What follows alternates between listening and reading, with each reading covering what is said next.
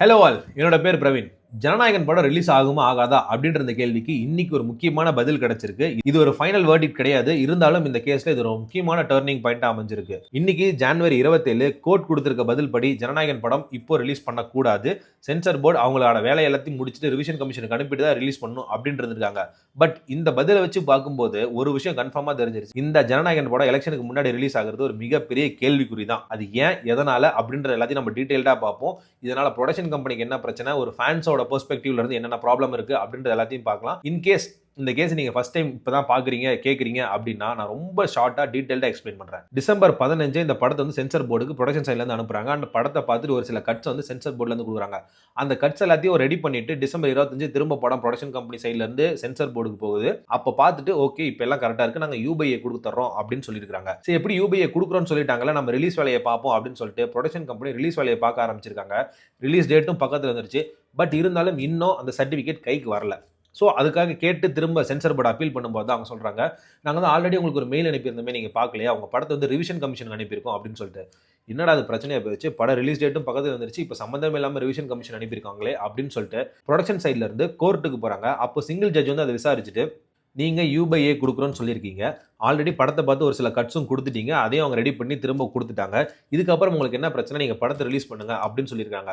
And இதுக்கு அப்போஸ் பண்ணி திரும்ப 2 ஜட்ஜ் இருக்கக்கூடிய ஒரு அமர்வுக்கு இந்த கேஸ் மறுபடியும் சென்சார் போர்ட் சைட்ல இருந்து போகுது. இங்க அவங்க என்ன சொல்றாங்க சென்சார் போர்ட் சைட்ல இருந்து பாத்தீங்கன்னா, எங்க சைடு கருத்துக்கள் என்ன அப்படின்றத அந்த ஜட்ஜ் கேட்கவே கிடையாது அப்படின்னு சொன்னதுனால ஜட்ஜ் சரி ஓகே எங்கள்கிட்ட சொல்லுங்க நாங்க கேட்கறோம் அப்படின்றாங்க. இந்த இடத்துல என்ன ஆகுது அப்படின்னா, இந்த படம் ரிலீஸ் ஆனா ஒரு சில பிரச்சனைகள் வரும் அப்படின்னு சொல்லிட்டு எங்களுக்கு வந்து ஒரு ரிட்டன் கம்ப்ளைண்ட் வந்திருக்கு. அந்த கம்ப்ளைண்ட் வந்ததுனால தான் இந்த படத்தை நாங்க வந்து ரிவிஷன் கமிஷனுக்கு அனுப்பியிருக்கோம் அப்படின்றாங்க. அண்ட் இந்த இடத்துல தான் கோர்ட் வந்து ஓகே இந்த கம்ப்ளைண்ட் யார் கொடுத்தா, என்ன கொடுத்துருக்காங்க, எல்லாத்தையும் டீடைலா எங்களுக்கு சப்மிட் பண்ணுங்க, நாங்க வந்து ஃபைனல் வெர்டிக்ட் கொடுக்குறோம் அப்படின்னு இருக்காங்க. சோ ஃபைனல் வெர்டிக்ட் ஜனவரி 23 வந்துரும் அப்படின்னு எல்லாரும் வெயிட் பண்ணிட்டு இருந்த ஒரு டைம்ல இது எல்லாத்தையும் பார்த்துட்டு நாங்க ஜனவரி 27 அதாவது சாட்டர்டே சண்டே எல்லாம் முடிஞ்சு ஹாலிடேவும் முடிஞ்சு நாங்க அடுத்து வரக்கூடிய ஒர்க்கிங் டேல இதுக்கான ரிசல்ட் என்னன்னு சொல்றோம்னு சொல்லிட்டு இன்னைக்கு ஜனவரி 27 இதுக்கான ரிசல்ட் கொடுத்துருக்காங்க. படத்தை ரிலீஸ் பண்ணக்கூடாது அப்படின்னு சொல்லிட்டு. ஸோ இதுக்கு கோர்ட் சைட்ல இருந்து சொல்லக்கூடிய காரணங்கள் என்ன, சென்சார் போர்ட் சொன்ன அதே காரணங்கள் தான். ஸோ இந்த படத்துல வந்து ஒரு வெளிநாட்டு நபர் வந்து ஒரு மத கலவரத்தை இந்தியாவுக்குள்ள பரப்புற மாதிரி இருக்கு, இதெல்லாம் வந்து ரிலீஸ் ஆனிச்சு அப்படின்னா இந்த எலெக்ஷன் டைம்ல இது ஒரு பெரிய பிரச்சனையா வரதுக்கு வாய்ப்புகள் இருக்கு. அது இல்லாம ஆர்ம்டு ஃபோர்ஸஸ் எல்லாம் நீங்க யூஸ் பண்ணிருக்கீங்க, ஸோ அவங்கள ப்ராப்பரான ஒரு அட்ரஸிங் பண்ணிருக்கீங்களா அப்படின்றதுல இதுல தெரியல. ஸோ இதெல்லாத்தையும் நீங்க வந்து ரெடி பண்ணி ஒரு டீடைல்டான ரிப்போர்ட்டை கேஸ் எங்க ஆரம்பிச்சதோ அதே கோர்ட்ல திரும்ப கொண்டு போய் சப்மிட் பண்ணுங்க அப்படின்னு இருக்காங்க. சோ இந்த கேஸ் எங்க ஆரம்பிச்சதோ திரும்ப அங்கேயே வந்திருக்கு. சோ இது நடுவுல ப்ரொடக்ஷன் சைட்ல இருந்து சுப்ரீம் கோர்ட்டும் ரீச் பண்ணிருக்காங்க. பட் சுப்ரீம் கோர்ட் ஆல்ரெடி இந்த கேஸ் வந்து கீழே நடந்துட்டு இருக்கிறதுனால நாங்க இப்ப தலையிட முடியாது அப்படின்ட்டாங்க. சோ இதுக்கப்புறம் ப்ரொடக்ஷன் கம்பெனி சைட்ல 3 பாசிபிள் வே தான் இருக்கு. ஒன்னு சுப்ரீம் கோர்ட்ல அப்பீலுக்கு போறது, அதுதான் எனக்கு தெரிஞ்ச ஒரு பெஸ்டான வழியா இருக்கும். பிகாஸ் செகண்ட் வழிப்படி மறுபடியும் ஃபர்ஸ்ட்ல இருந்து ஆரம்பிக்கிறாங்கன்னு வச்சுக்கோமே, ஃபர்ஸ்ட்ல இருந்து ஆரம்பிச்சு 2 பேர் சைட்ல இருந்து ஒரு டீடைலான ரிப்போர்ட் கொடுத்து சோ ஒரு வெர்டிக்ட் வரும். அந்த வெர்டிக்ட் எடுத்துட்டு திரும்ப சென்சார் போர்டே அப்பீலுக்கு போகலாம். அவங்க திரும்ப வந்து சுப்ரீம் கோர்ட் வரைக்கும் அப்பீல் போறதுக்கு வாய்ப்புகள் இருக்கு. சோ சென்சார் போர்டுக்கு எகென்ஸ்டா ப்ரொடக்ஷன் கம்பெனி கொடுத்த கேஸ் ரிட்டன் வாங்கிட்டாங்க அப்படின்னு வச்சுப்போமே, இது 3வது சினாரியோ. சோ இப்போ என்ன ஆகும்னு பாத்தீங்கன்னா, ரிவிஷன் கமிஷன் அமைக்கணும். அந்த கமிஷன் அமைக்கிறதுக்கு மினிமம் ஒரு 10-15 நாள் ஆகும். அதுக்கப்புறம் அந்த படத்தை பார்த்துட்டு ஒரு ரிப்போர்ட் ரெடி பண்ணி கொடுக்கிறதுக்கு ஒரு 10-15 நாள் ஆகும். சோ எப்படி பாத்தீங்கன்னாலும் ஒரு மாசம் 1.5 மாசம் இழுத்துருவாங்க. சோ இதுக்குள்ள வந்து பாத்தீங்கன்னா எலெக்ஷன் பக்கத்துல வந்துரும். சோ எலெக்ஷன் ஒன்ஸ் வந்துருச்சு அப்படின்னா அதுக்கப்புறம் இந்த படத்தை ரிலீஸ் பண்றதுல இன்னும் பிரச்சனைகள் வரதுக்கு அதிகமா இருக்கு. இப்படி சுத்தி வளைச்சு பாத்தீங்கன்னாலும் இப்போ ஜனநாயகன்ற படம் ஒரு இடியாப்ப சிக்கல்ல மாட்டிக்கிட்டு இருக்கு. ரொம்ப ப்ராபபிலி ஏதாச்சும் ஒரு அதாவது சாத்தியமே இல்லாத ஒரு கூட்டணி ஏதாச்சும் அமைஞ்சதுன்னா வேணா இந்த படம் வந்து சீக்கிரம் ரிலீஸ் ஆகிறதுக்கு வாய்ப்புகள் இருக்கே தவிர மற்றபடி இந்த படம் எலெக்ஷனுக்கு முன்னாடி ரிலீஸ் ஆகிறதுல சான்சஸ் ரொம்ப ரொம்ப கம்மியா இருக்கு. ஸோ ஒரு ப்ரொடக்ஷன் சைட்ல இருந்து இப்போ என்ன பிரச்சனை அப்படின்னு பார்த்தோம்னா, இந்த படத்தை கிட்டத்தட்ட 300 கோடி பட்ஜெட்னு வச்சுப்போமே, இந்த 300 கோடி மொத்தமா ப்ரொடக்ஷன் கம்பெனி சைட்ல இருந்து போட்டிருக்க மாட்டாங்க. இதுல ப்ராபபிலி ஒரு 200 crores ஒரு 150 crores கடன் தான் வாங்கியிருப்பாங்க. இதுக்கு எல்லாத்துக்கும் அவங்க கடன் கட்டணும், சேம் டைம் இந்த கேஸையும் நடத்தணும். ரொம்ப பெரிய விஷயம். இதே டைம்ல எலெக்ஷன் வருது. ஸோ விஜய் அண்ணா பொறுத்த வரைக்கும் இந்த படத்தை ஒரு எலெக்ஷன் ப்ராபகேண்டா பண்றதுக்கு ஒரு முக்கியமான ஒரு டூலா தான் வச்சிருக்காங்க. இன்ஃபேக்ட் இந்த படத்துல விஜய் அண்ணாவே டைலாக்லாம் எழுதியிருக்காரு அப்படின்ற நியூஸ் எல்லாம் போயிட்டு இருக்கு. ஸோ அது எந்த அளவுக்கு உண்மை அப்படின்றது நமக்கு தெரியல.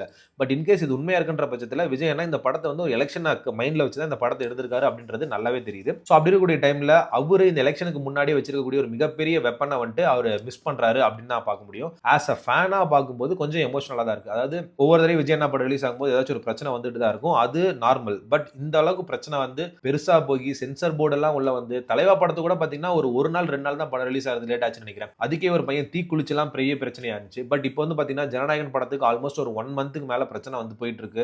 என்னதான் ரீ ரிலீஸ்லாம் பண்ணாலும் அந்த படத்த நம்ம தியேட்டர்ல பார்த்து என்ஜாய் பண்ணாலும், ஒரு ஃப்ரெஷ்ஷா ஒரு படத்த ஃபர்ஸ்ட் டே ஃபர்ஸ்ட் ஷோ அப்படின்னு போய் பார்க்குறதுன்றது ஒரு தனி வைப். அந்த வைப் இதுக்கப்புறம் விஜய் நாட்டிலிருந்து நமக்கு கிடைக்காது அப்படின்றது தெரிஞ்சு போயிருச்சு. ஸோ இந்த டைம்ல வந்து ஒரு கடைசி படம் ரிலீஸ் ஆகக்கூடிய டைம்ல கூட வந்து பார்த்தீங்கன்னா, இவ்வளோ பிரச்சனைகள் வந்துட்டு இருக்கு அப்படின்னா கொஞ்சம் எமோஷனலா தான் இருக்கு. பட் இந்த இடத்துல எனக்கு இருக்கக்கூடிய கேள்வி என்ன அப்படின்னு பார்த்தீங்கன்னா, இப்போ மத்த ஸ்டேட் எடுத்துட்டீங்க ஒரு கன்னடா, மலையாளம், ஹிந்தி இண்டஸ்ட்ரிலாம் எடுத்துட்டீங்கன்னா, ஒரு தனி நபரை இந்த மாதிரி யாராச்சும் ஒருத்தர் அட்டாக் பண்றாங்க அப்படின்ற பட்சத்துல மத்த ஹீரோஸும், ஹீரோயின்ஸும் அவங்களுக்கு சப்போர்ட் பண்ணி வருவாங்க. பட் தமிழ்நாட்டுல பர்ட்டிகுலரா விஜய் அண்ணாக்கு இந்த மாதிரி அகைன்ஸ்டா வரும்போது யாருமே வர மாட்டேங்கிறாங்க. ஃபார் எக்ஸாம்பிள் இந்த ஃபைட்டர்ஸ்லாம் வந்து சில ஹெல்ப் வேணும் அப்படின்னு சொல்லி கேட்டப்போ விஜய் அண்ணா அவரால முடிஞ்ச ஹெல்ப்பை பெப்சி மூலியமா செஞ்சு கொடுத்திருந்தாரு. அதே மாதிரி சிம்புக்கு சில பிரச்சனைகள் வந்தப்ப ஹெல்ப் பண்ணிருக்காரு. நடிகர் சங்கம் கட்டுறதுக்கு 1 கோடி ரூபாய்க்கு மேல அமௌண்ட் கொடுத்து ஹெல்ப் பண்ணியிருந்திருக்காரு. ஸோ இந்த மாதிரி மத்தவங்க பிரச்சனைக்கெல்லாம் ஹெல்ப் பண்ணக்கூடிய ஒரு ஆளுக்கு ஒரு பிரச்சனை வரும்போது யாரும் உள்ள வந்து ஹெல்ப் பண்ண மாட்டேன்றாங்க. ஸோ இது பயமா இல்ல வந்து ஹெல்ப் பண்ணக்கூடாதுன்னு ஏதாச்சும் ஒரு அழுத்தம் இருக்கா அப்படின்ற என்னன்றதான் தெரியல. But whatever happen Vijay அண்ணா வில் கம் பேக் அப்படின்றது தெரியும். எலெக்ஷனுக்கு முன்னாடி இந்த படம் ரிலீஸ் ஆகுதோ இல்லையோ, எலெக்ஷனுக்கு அப்புறம் ரிலீஸ் ஆகுதோ இல்லையோ, பட் இந்த படம் என்னைக்கு வருதோ அன்னைக்கு ஒரு மிகப்பெரிய ஃபெஸ்டிவலா இருக்கும் தமிழ்நாட்டுல அப்படின்றது மட்டும் நல்லா தெரியுது. ஒரு ஒரு வேகான ஒரு சினாரியோ இந்த மாதிரி நடக்கிறதுக்கு சான்சஸ்லாம் கிடையாது. யோசிச்சு பாருங்களேன். இந்தியா ஃபுல்லா மத்த ஸ்டேட்ல ரிலீஸ் ஆகுது. இந்தியால ரிலீஸ் ஆக முடியாது. ஸோ இந்தியாவை விட்டுட்டு வெளியில எல்லா கண்ட்ரிலயும் இந்த படம் ரிலீஸ் ஆகி இந்தியால மட்டும் இந்த படம் ரிலீஸ் ஆகாம இருக்குது அப்படின்ற பட்சத்துல எப்படி இருக்கும்?